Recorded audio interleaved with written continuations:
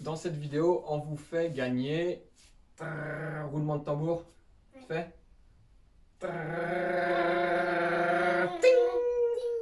Salut les potes. Salut! Bon, vous êtes au courant, hein, c'est bientôt Noël.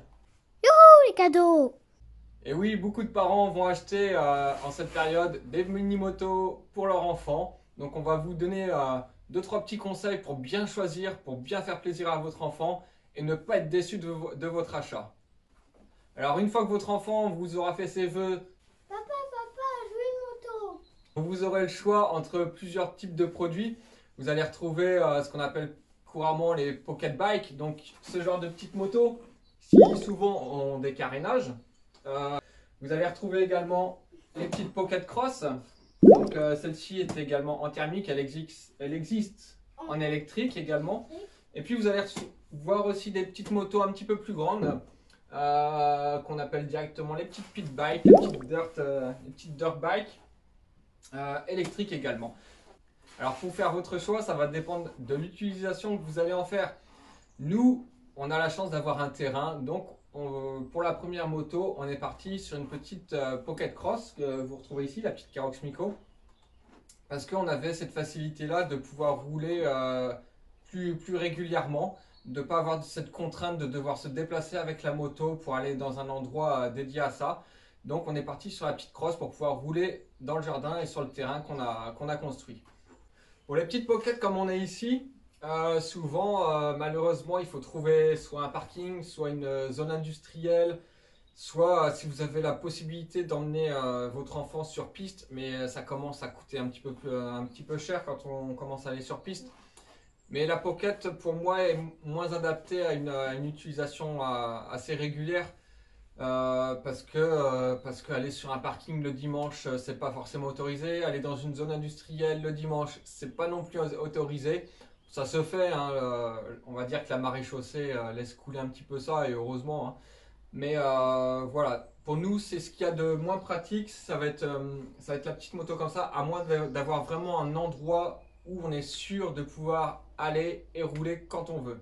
Une fois que votre choix sera fait entre le tout-terrain ou plutôt la piste, enfin le bitume, vous allez pouvoir vous orienter sur un choix de motorisation. Donc actuellement sur ce qui existe en tout-terrain, vous allez avoir de l'électrique ou du thermique. Alors sur la Pocket comme ça, je suis pas sûr que ça existe encore en électrique, mais à mon avis ça va bientôt arriver. Voilà, ça c'est un choix que vous allez pouvoir faire aussi également par rapport à l'endroit où vous allez pouvoir rouler. L'électrique, vous pouvez rouler jusqu'à tard le soir si c'est dans votre jardin, que vous avez des voisins, ça ne dérangera personne. Alors que la thermique, le bruit, ça va vite déranger les gens. Si vous roulez toute une après-midi en plein lotissement dans votre jardin, je ne suis pas sûr que vos voisins soient vraiment d'accord. Vraiment des facteurs qu'il faut prendre en compte avant l'achat. Choisir l'électrique qui est vraiment silencieuse ou la thermique qui va vraiment faire du bruit. Après, c'est aussi une question de goût. Moi, personnellement, j'adore tout ce qui est machine à carburateur. Donc, la première moto qu'on a achetée pour Armand, c'était forcément une petite moto thermique. Et puis, le prix aussi nous a décidé parce que le thermique coûte aussi moins cher que l'électrique. Alors, c'est en train de changer un peu. L'électrique va commencer à descendre parce qu'on retrouve de plus en plus de modèles sur le marché. Mais bon, pour une première acquisition, le thermique est quand même beaucoup moins cher. Au niveau du thermique, on aura un peu plus d'entretien par rapport à l'électrique. Donc sur la thermique, vous avez des réglages de carbu à faire de temps en temps, le nettoyage de filtre à air, voilà, le mélange à faire aussi, parce que c'est du deux temps. Plein de petites choses qui font qu'on passe un peu plus de temps à faire de la mécanique par rapport à de l'électrique. Mais sinon, l'entretien général, les freins, le graissage de chaîne et tout ça, on est exactement pareil. Une fois que vous aurez choisi le type de moto sur lequel votre enfant va rouler pour la première fois, il faut connaître la taille de son enfant et choisir par rapport à sa taille. C'est-à-dire que quand on a acheté la moto pour Armand, Armand c'est un petit gabarit là, aujourd'hui il fait 1m12, donc il a quand même un petit peu grandi depuis l'achat de la moto. Mais quand on a choisi la petite Keroxy Storm, c'était celle qui avait la selle la plus basse sur le marché, c'est-à-dire qu'on avait une hauteur de selle à 58 cm, ce qui était encore un petit peu haut pour Armand, mais c'était le plus bas qu'on avait trouvé. Parce que si votre enfant commence avec une moto qui est trop grande pour lui, ça va pas du tout le faire. Enfin, il va pas se sentir à l'aise et du coup, il peut être vite dégoûté et ça serait vraiment dommage. Vous avez choisi le type de moto, vous avez choisi le modèle par rapport à la taille, vous avez choisi du thermique ou de l'électrique. Ce qui est important également, ça va être tout ce qui est équipement. Nous, c'est ce qu'il y a de plus important, donc ça va commencer par Le casque, le gilet de protection, les protections, les bottes, les gants. les gants, Bon, toi, tu as un casque de crosse, donc il faut aussi les lunettes. Tu as aussi une minerve. Tac, tac, tac. Enfin voilà, c'est des bottes, enfin tout un tas de protections qui, mis bout à bout, ça fait vite cher. Il faut aussi penser à tout ce qui est produit d'entretien, donc pour la moto, mais aussi le nettoyage des équipements du pilote. À ne pas négliger parce que c'est du matériel qui s'abîme très très vite. Et si vous ne le faites pas, ça va vite vous coûter cher. Et forcément, si votre enfant il se met à faire de la moto, le meilleur conseil qu'on peut lui donner, c'est également d'être super bon en vélo. Et il faut même d'abord être meilleur en vélo qu'en moto. Parce que c'est en vélo qu'on apprend tout, on apprend l'équilibre, on apprend à prendre de la vitesse, à prendre des virages, enfin voilà, à gérer les freins. Donc c'est aussi des choses qu'il faut penser quand on fait de la moto, c'est qu'il faut à côté, il faut avoir un vélo avec également tous les équipements, le casque, les gants. Enfin ça, voilà, pour nous c'est un ensemble. Si on fait de la moto, il faut vraiment à côté faire beaucoup de vélo, surtout quand on est un petit enfant, parce que pour nous l'un ne va pas sans l'autre. Bon, un petit récap. Donc vous avez choisi le type de moto, donc entre du cross ou plutôt du bitume. Vous avez choisi thermique ou électrique. Vous avez choisi le modèle qu'il vous faut. Vous avez choisi les équipements. Vous avez compris qu'il faut aussi à côté faire beaucoup de vélo. Ces 5 points qui sont quand même déjà pas mal.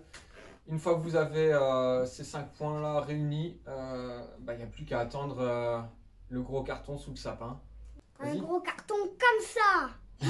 Donc voilà, j'espère qu'on vous aura un peu éclairé sur ces quelques points.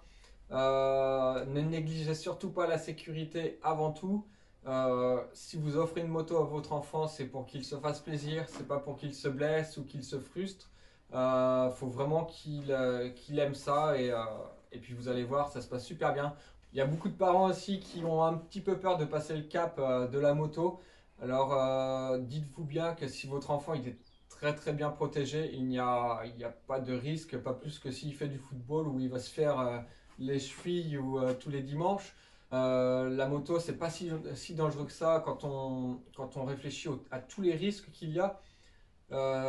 S'il y a un bon équipement, que l'enfant est bien encadré, que le terrain est bien choisi, normalement il n'y a pas de risque de grosses blessures. Il y aura forcément des petits bleus par-ci par-là, hein, Armand? Ouais. Aïe, ça fait mal là, non?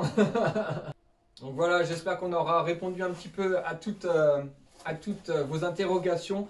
N'hésitez pas à nous mettre en commentaire si vous avez des questions, si vous cherchez des conseils.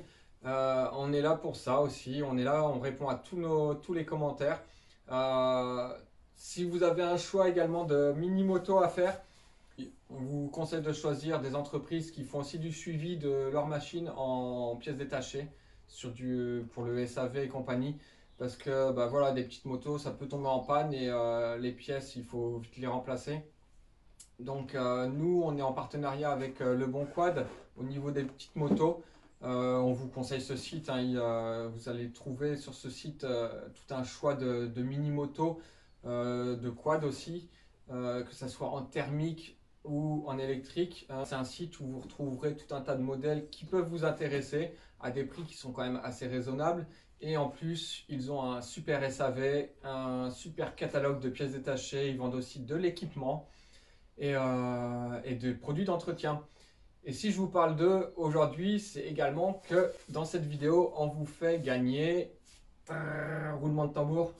Fait.